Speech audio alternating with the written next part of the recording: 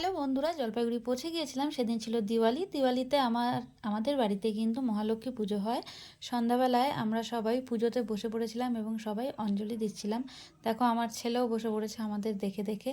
ওরও ইচ্ছে করলো একটু মাকে ফুল দিতে, তাই সবাই আমরা লক্ষ্মী ঠাকুরকে পূজার্চনা করছিলাম। তারপরে পুজো হয়ে গিয়ে পরে এখানে আরতি হচ্ছিল, সেই আরতিটাও আমরা দেখছিলাম বসে বসে। এই যে আরেকটা কি সুবিধা জানো তো, আমাদের কিন্তু ঘরেই পুরোহিত। হ্যাঁ, আমার দেওর খুব ভালো পুজো করে, আর তোমরা তো জানোই আমরা ব্রাহ্মণ। তো সেই জন্য আমাদের আর পুরোহিতের অপেক্ষাতে বসে থাকা হয় না। যখন আমাদের সব ঠাকুরের জোগাড়যন্ত্র হয়ে যায়, ঘরের পুরোহিতই পুজো করে দেয়। এই যে আমরা সবাই সেই আরতির আলো মাথায় আশীর্বাদ হিসাবে নিচ্ছিলাম। তারপর আমি চলে গিয়েছিলাম এই যে রেডি হওয়ার জন্য, কারণ আমি আমার বাবার বাড়িতে যাব আমাদের এই বাড়ির যে পুজোর যে প্রসাদ আছে ওটা দিতে, এবং বাবার বাড়ির সামনে দাদাভাই ক্লাব আছে, খুব ভালো কালী পুজো হয় সেখানকার, লাইটিং প্যান্ডেল এগুলোও দেখার জন্য। আর দিওয়ালিও দেখতে যাব এবং বাইরে দিওয়ালি সেলিব্রেটও আমরা করব। তো চলো আস্তে আস্তে দেখা যাক। এই যে আমার পুরো লুকটা আমি সেজেছি, আমার ঘরের দিকে কেউ তাকাবে না, চারিদিকে ট্রলি ট্রলি অ্যান্ড ট্রলি। তো প্লিজ সেটা ইগনোর। হ্যাপি দিওয়ালি তোমাদের সবাইকে উইশ করছিলাম আমি, কারণ জানতাম এরপরে যখন আমি ভিডিও আপলোড দিব তখন আর দিওয়ালি থাকবে না। দেখো পুরো পাড়াটা সবার বাড়ি কি সুন্দর সাজিয়ে গুজিয়ে তুলেছিল। তারপরে এই যে আমরা এখানে কিছুটা মোম জ্বালিয়ে দিয়েছিলাম, কিন্তু এতটা হাওয়া চলছিল যে মোমগুলো না এমন নিভে নিভে যাচ্ছিল।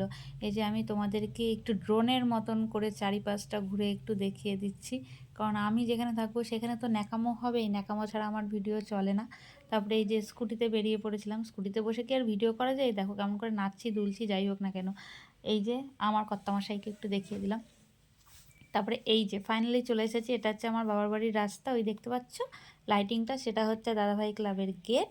তো চলো তোমাদেরকে দেখাচ্ছি, আর দেখবে কি সুন্দর চন্দননগরের লাইটিং করেছে, দারুণ লাগছিল। দেখো সবাই এসে মানে দিওয়ালির দিন থেকেই সেই ভিড় করছিল, আর এসেই ওই জায়গাটাতেই দাঁড়িয়ে যাচ্ছিল।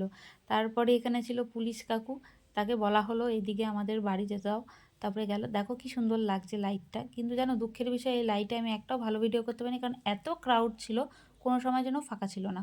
তারপরে যেতে যেতে তোমাদেরকে বললাম না যে এটা হচ্ছে দাদাভাই ক্লাব। দেখো এইভাবে করেছিল এইবারকার দাদাভাই ক্লাবের প্যান্ডেলটা। এই প্যান্ডেলটাই ফার্স্ট হয়েছিল আমাদের জলপাইগুড়ি ডিস্ট্রিক্টে। তারপরে এখানে কিন্তু আমি একটা রিলস বানিয়েছিলাম, তোমাদের আগেই দেখিয়ে দিয়েছি, সেই রিলসটা তোমরা দেখেই নিয়েছো। দেখো সব চামচ, জলের বোতল এগুলো দিয়ে কিন্তু পুরো প্যান্ডেলটা করা। আর এইখানে না খুব সুন্দর একটা ঝাড়বাতির মতন কেমন ঝালর ঝালর ব্যাপারটা দিয়েছিল, খুব সুন্দর লাগছিল দেখতে। এই দেখো তোমাদেরকে আমি একটু জুম করে দেখাচ্ছিলাম, আমি দেখেছো সব কটা জলের বোতল আর প্লাস্টিকের যত চামচ আছে সেগুলো দিয়ে করা। তো ওভারঅল খুব সুন্দর হয়েছিল প্যান্ডেলটা।